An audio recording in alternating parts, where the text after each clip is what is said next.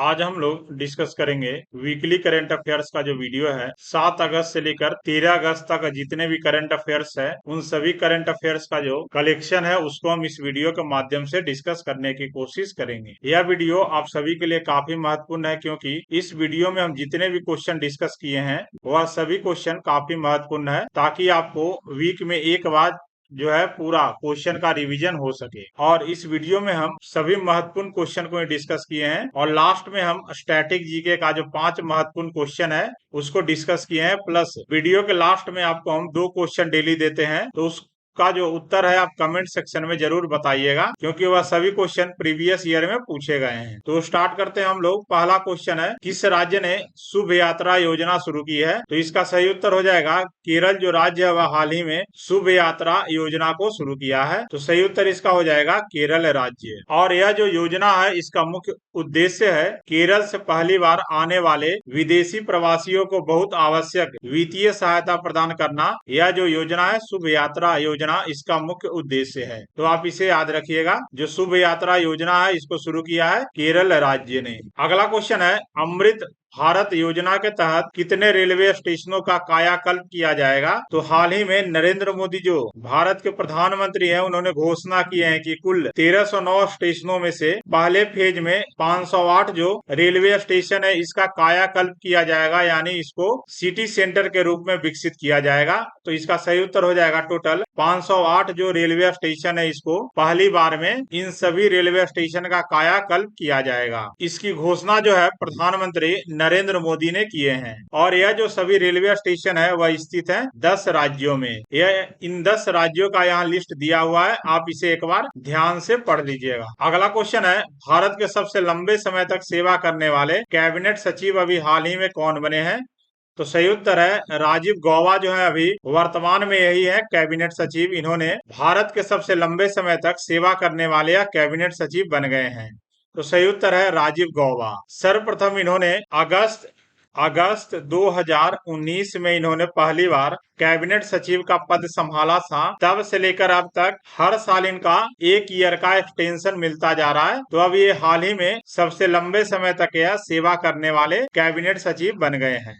इसके पहले जो थे बीडी पांडे, यह सबसे लंबे समय तक सेवा करने वाले कैबिनेट सचिव थे भारत के। अगला हम लोग क्वेश्चन को डिस्कस करते हैं, किस राज्य ने मैंग्रोव सेल की स्थापना की घोषणा की है? तो सही उत्तर है पश्चिम बंगाल जो राज्य है वह हाल ही में मैंग्रोव सेल की स्थापना करने की घोषणा की है। तो सही उत्तर इसका हो जाएगा पश्चिम बंगाल राज्य। तो आप इसे याद रखिएगा, जो पश्चिम बंगाल राज्य है वह हाल ही में मैंग्रोव सेल की स्थापना करने की घोषणा की है।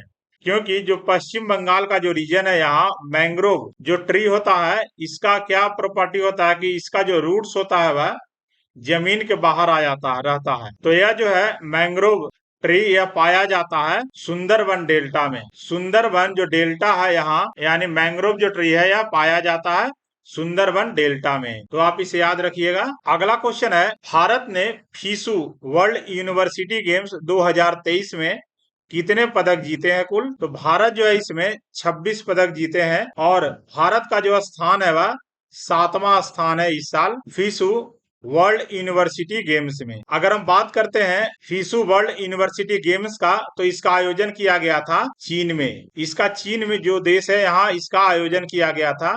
भारत ने कुल 26 पदक जीते हैं जिसमें से 11 जो है स्वर्ण पदक हैं, 5 जो है रजत पदक हैं और 10 इसमें कांस्य पदक हैं। 10 इसमें क्या है कांस्य पदक जीते हैं। तो याद रखिएगा आप, इसमें भारत का जो स्थान है वह 7वां है और इसका आयोजन हुआ है चीन में। तो इसे आप याद रखिएगा। अगला हम लोग क्वेश्चन को डिस्कस कर लेते हैं। हाल ही में गुमादी विट्ठल राव का निधन हो गया है, वह किस राज्य के लोक गायक थे? तो याद रखिएगा आप, यह जो थे तेलंगाना जो राज्य है यहाँ के यह लोक गायक थे जिनका नाम है गुम्मादी विट्ठल राव। और इन्हें एक निक नेम भी था गद्दार, इन्हें गद्दार के भी नाम से जाना जाता था। तो आप याद रखिएगा यह तेलंगाना से बिलोंग करते थे। अगला जो क्वेश्चन हम लोग डिस्कस करते हैं यह महत्वपूर्ण क्वेश्चन है, कौन सा राज्य राइनो टास्क फोर्स का गठन करेगा? तो इसका सही उत्तर है बिहार जो राज्य है वह हाल ही में यह घोषणा किया है कि वह राइनो टास्क फोर्स का यह गठन करेगा। अभी हाल ही में बिहार जो राज्य है, यहाँ बाघों की संख्या में काफी वृद्धि दर्ज की गई है। 2018 में 31 बाघ था बिहार राज्य में, जो कि 2022 में बढ़कर 54 हो गया है। तो इसी तर्ज पर जो राज्य सरकार है बिहार की, उन्होंने घोषणा किया है कि वह जो एक सींग वाले गैंडे हैं यानी राइनासोरस है, इसको जनसंख्या इसे बढ़ाने के लिए राइनो टास्क फोर्स का यह गठन करेगा। अभी वर्तमान में बिहार में 15 कुल गैंडे हैं, जिसमें कि एक गैंडे हैं वाल्मीकि बाघ अभयारण्य में, और बाकी जो 14 गैंडे हैं यह पटना में स्थित है, चिड़ियाघर यहाँ है। अगर हम बात करते हैं वाल्मीकि टाइगर रिजर्व की, तो इसे 1990 में 18वें बाघ रिजर्व के रूप में स्थापित किया गया था। तो आप इसे याद रखिएगा। और यह स्थित है पश्चिम चंपारण में, और यह जो टाइगर रिजर्व है, यह बिहार का एकमात्र यह टाइगर रिजर्व है। अगला क्वेश्चन हम लोग डिस्कस करते हैं, हाल ही में कौन सा देश ट्रेकोमा को सफलतापूर्वक खत्म करने वाला यह 18वां देश बन गया है? तो सही उत्तर है इराक जो देश है, वह हाल ही में ट्रेकोमा को सफलतापूर्वक खत्म करने वाला यह 18वां देश बन गया है। और इसकी जो पुष्टि है वह WHO जो है, यानी वर्ल्ड हेल्थ ऑर्गेनाइजेशन जो है, वह इसकी पुष्टि किया है। तो सही उत्तर इसका हो जाएगा इराक। आप इसे याद रखिएगा। अगला है राष्ट्रीय हथकरघा दिवस कब मनाया जाता है? तो इसका सही उत्तर है हर साल 7 अगस्त को राष्ट्रीय हथकरघा दिवस के रूप में यह मनाया जाता है, ताकि जो हथकरघा है यानी कि हैंडलूम है, इसको बढ़ावा मिल सके, इसके लिए यह दिवस को हर साल मनाया जाता है। आइए हम जान लेते हैं जितने भी महत्वपूर्ण जो दिन मनाए गए हैं 7 से लेकर 13 अगस्त तक के, आपको हम इस टेबल के माध्यम से डिस्कस कर लेंगे, ताकि आपके लिए यह रिवीजन हेतु काफी आसानी हो सके। तो याद रखिएगा, भाला फेंक दिवस है यह 7 अगस्त को मनाया जाता है, क्योंकि इसी दिन वर्ष 2021 में जो भाला फेंक खिलाड़ी थे भारत के नीरज चोपड़ा, इन्होंने गोल्ड मेडल जीता था। अगला हिरोशिमा दिवस, यह 6 अगस्त को मनाया जाता है, क्योंकि इसी दिन 1945 को अमेरिका उन्होंने जापान पर परमाणु बम गिराया था, हिरोशिमा शहर पर। और यह जो परमाणु बम गिराया गया था, इसका नाम था लिटिल बॉय। इसका क्या नाम था? Little boy. अगला है विश्व नागासाकी दिवस। यह जो है 9 अगस्त को मनाया जाता है, क्योंकि 9 अगस्त 1945 को ही नागासाकी जो शहर है जापान का, यह दूसरा शहर जहां परमाणु बम गिराया गया था। और यह जो परमाणु बम गिराया गया था, इसका नाम था फैटमैन। यह जो परमाणु बम गिराया गया था, इसका नाम था फैटमैन, यह कोड नेम था। अगला है विश्व के स्वदेशी लोगों का अंतर्राष्ट्रीय दिवस, यह मनाया जाता है 9 अगस्त को। और इसका जो विषय है आप याद रखिएगा, आत्मनिर्णय के लिए परिवर्तन के एजेंट के रूप में स्वदेशी युवा। अगला है विश्व जैव ईंधन दिवस, यह मनाया जाता है 10 अगस्त को। अगला है विश्व शेर दिवस, यह मनाया जाता है कब? 10 अगस्त को। उसके बाद है विश्व आदिवासी दिवस, यह मनाया जाता है 9 अगस्त को। इसका भी विषय सेम है, यहाँ सिर्फ है स्वदेशी युवा, यहाँ सिर्फ है आदिवासी युवा, बस यही इसमें चेंज है। अगला है विश्व स्टील पैन दिवस, मनाया जाता है 11 अगस्त को। उसके बाद है अंतर्राष्ट्रीय युवा दिवस, यह मनाया जाता है 12 अगस्त को। इसके बाद है विश्व हाथी दिवस, यह काफी महत्वपूर्ण है, आप याद रखिएगा इसको, यह मनाया जाता है 12 अगस्त को। तो यह कुछ महत्वपूर्ण जो दिन थे और इसका विषय क्या था, आपको हम इस वीडियो के माध्यम से एक ही वीडियो में टेबल बनाकर डिस्कस कर लिए हैं। आई होप आप इसे याद कर लीजिएगा। अगला क्वेश्चन है, इलेक्ट्रिक कारों के लिए मोटर स्पोर्ट्स चैंपियनशिप का नाम क्या है? तो इसका सही उत्तर है फॉर्मूला ई, इसका नाम है। तो आप याद रखिएगा, इलेक्ट्रिक कारों के लिए जो मोटर स्पोर्ट्स चैंपियनशिप का आयोजन किया जाता है विश्व में, इसका नाम है फॉर्मूला ई। तो आप इसे याद रखिएगा। अगला क्वेश्चन है, भारतीय मंत्रिमंडल ने 6.4 लाख गाँवों को ब्रॉडबैंड से जोड़ने के लिए कितने पैसों की मंजूरी प्रदान की है? तो सही उत्तर इसका है 1.39 लाख करोड़ रुपए की मंजूरी प्रदान की गई है भारतीय मंत्रिमंडल के द्वारा। यह जो लगभग 6.5 लाख गांव है, इसमें ब्रॉडबैंड से इसे जोड़ने के लिए यह राशि भारतीय मंत्रिमंडल के द्वारा दिया गया है। तो आप इसे याद रखिएगा। और यह सभी ब्रॉडबैंड को जो जोड़ा जाएगा, यह भारत नेट प्रोजेक्ट के तहत इसे जोड़ा जाएगा। और यह भारत ब्रॉडबैंड नेटवर्क लिमिटेड की स्थापना हुई थी, यानी BBNL की स्थापना जो हुई थी 25 फरवरी 2012 को हुई थी BBNL की स्थापना। तो आप इसे याद रखिएगा, BBNL। इसी के तहत ही यह 6.5 लाख गाँव में ऑप्टिकल फाइबर बेस्ड नेटवर्क यह लगाया जाएगा। अगला हम लोग क्वेश्चन को को डिस्कस कर लेते हैं। खदान का पता लगाने के लिए स्वायत्त पानी के नीचे वाहन का नाम क्या है? तो सही उत्तर इसका नाम है निराक्षी। यह जो वाहन है वह पानी के नीचे खदान का यह पता लगाएगा और वाहन का नाम है निराक्षी। और यह जो वाहन है यह स्वतंत्र अंडर वाटर वाहन है। यह क्या है? स्वतंत्र अंडर वाटर वाहन है, जिसे garden rich ship builders and engineers यानी GRAC लिमिटेड जो कंपनी है इसके द्वारा यह वाहन को बनाया गया है। और निराक्षी का जो मतलब होता है पानी में आंखें, क्योंकि यह पानी के नीचे या खदान को पता लगाता है, तो इसका अर्थ है क्या? पानी में आंखें। अगला हम लोग क्वेश्चन को डिस्कस कर लेते हैं। किस केंद्रीय मंत्रालय ने उल्लास पहल की शुरुआत की है? तो सही उत्तर इसका है शिक्षा मंत्रालय जो है वह हाल ही में उल्लास पहल की शुरू की है, तो इसका सही उत्तर हो जाएगा शिक्षा मंत्रालय। तो आप इसे याद रखिएगा, यह जो उल्लास पहल है इसका शुरुआत किए हैं शिक्षा मंत्रालय के द्वारा। अगला जो क्वेश्चन है, कंबोडिया के नए प्रधानमंत्री के रूप में किसे नियुक्त किया गया है? तो इसका सही उत्तर हो जाएगा हुन सेन को कंबोडिया के नए प्रधानमंत्री के रूप में नियुक्त किया गया है। और यह जो है हुन मैनेट, यह जो पूर्व प्रधानमंत्री है यहाँ के, इनके बेटे हैं, इनका नाम है हुन सेन। तो आप याद रखिएगा कंबोडिया के नए प्रधानमंत्री के रूप में नियुक्त किया गया है हुन सेन को। अगला क्वेश्चन है, टेस्ला के CFO के रूप में किसे नियुक्त किया गया है? तो इसका सही उत्तर है वैभव तनेजा को, जो कि भारतीय अमेरिकी हैं, वैभव तनेजा। इनको टेस्ला के CFO के रूप में नियुक्त किया गया है, वैभव तनेजा को। तो आप इसे याद रखिएगा। और टेस्ला जो है इसके CEO है एलन मस्क। यह जो कंपनी है वह एलन मस्क की है। और हाल ही में एलन मस्क जो है वह ट्विटर जो था उसको भी खरीदे थे, और इसका अभी नया नाम हो गया है ट्विटर का। ट्विटर का जो नया नेम है यह हो गया है एक्स। इसका जो लोगो था पहले वर्ड, यह लोगो को भी चेंज एक्स हो गया है अभी इसका नया नाम। तो आप इसे भी याद रखिएगा। अगला हम लोग क्वेश्चन को डिस्कस कर लेते हैं। किस देश ने मीडिया को समलैंगिकता शब्द का उपयोग करने से प्रतिबंधित कर दिया है? तो सही उत्तर है इराक जो देश है वह हाल ही में यह घोषणा किया है यहाँ की सरकार की, जो मीडिया लोग होंगे उन वह समलैंगिकता शब्द का यह उपयोग नहीं कर सकेंगे। तो सही उत्तर इसका है इराक, इसका सही उत्तर हो जाएगा। अगला क्वेश्चन है, उड़ीसा उच्च न्यायालय के मुख्य न्यायाधीश के रूप में किसे नियुक्त किया गया है? तो सही उत्तर है न्यायमूर्ति सुभाषिष तलपात्रा को उड़ीसा उच्च न्यायालय के मुख्य न्यायाधीश के रूप में नियुक्त किया गया है, न्यायमूर्ति सुभाषिष तलपात्रा को। अभी हाल ही में अनेक राज्यों के जो मुख्य न्यायाधीश है इसकी नियुक्ति किया जा रहा है, तो इसी में अभी उड़ीसा उच्च न्यायालय के मुख्य न्यायाधीश के रूप में भी नया नियुक्ति हुआ है, तो इनका नाम है न्यायमूर्ति सुभाषिष तलपात्रा। तो आप इसे याद जरूर रखिएगा, यह क्वेश्चन पूछा जा सकता है। अगला हम लोग क्वेश्चन को डिस्कस कर लेते हैं। केंद्रीय अप्रत्यक्ष कर और सीमा शुल्क बोर्ड के अध्यक्ष के रूप में किसे नियुक्त किया गया है? तो सही उत्तर है संजय कुमार अग्रवाल को केंद्रीय अप्रत्यक्ष कर और सीमा शुल्क बोर्ड के अध्यक्ष के रूप में नियुक्त किया गया है। तो याद रखिएगा संजय कुमार अग्रवाल। और यहाँ CBIC जो है इसका फुल फॉर्म है central board of indirect tax and customs. तो आप इसका फुल फॉर्म भी याद रखिएगा CBIC का। कभी कभी यहाँ फुल फॉर्म भी पूछा जा सकता है। तो सही उत्तर इनका नाम है संजय कुमार अग्रवाल।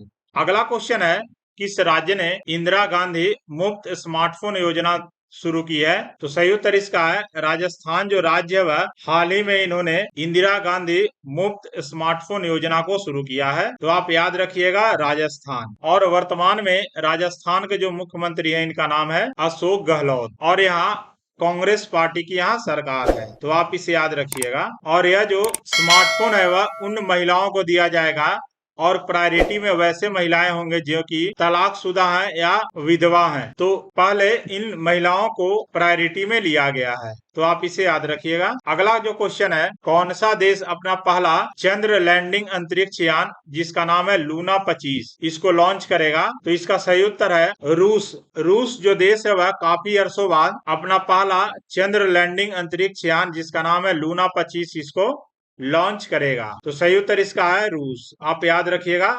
और इसे अभी लॉन्च कर दिया गया है ऑलरेडी, रूस जो देश है इसके द्वारा। अगला क्वेश्चन है, मध्य रेलवे का तीसरा गुलाबी रेलवे स्टेशन कौन सा है? तो इसका सही उत्तर है न्यू अमरावती जो रेलवे स्टेशन है यह मध्य रेलवे का यह तीसरा गुलाबी रेलवे स्टेशन है, जिसका नाम है न्यू अमरावती रेलवे स्टेशन। और इसके पहले जो है दो अन्य जो रेलवे स्टेशन है, माटुंगा स्टेशन और दूसरा है अजनी स्टेशन, इन दोनों को भी गुलाबी रेलवे स्टेशन घोषित किया गया है। अब हम लोग जान लेते हैं कि गुलाबी रेलवे स्टेशन क्या होता है। तो यह जो है वैसे रेलवे स्टेशन है जहां सिर्फ महिला कर्मचारी जो है वह सभी जो स्टेशन का काम है इसको ऑपरेट करते हैं, तो उसको हम लोग कहते हैं गुलाबी रेलवे स्टेशन। और यहाँ न्यू अमरावती रेलवे स्टेशन में कुल 12 महिला कर्मचारी हैं, तो आप इसे याद रखिएगा। और यह तीसरा मध्य रेलवे का स्टेशन बन गया है जो कि पूरी तरह से महिला द्वारा संचालित है। अगला हम लोग क्वेश्चन को डिस्कस कर लेते हैं। दिल्ली के प्रगति मैदान में हर घर तिरंगा मोटरसाइकिल रैली को किसने हरी झंडी दिखाई है? तो सही उत्तर इसका है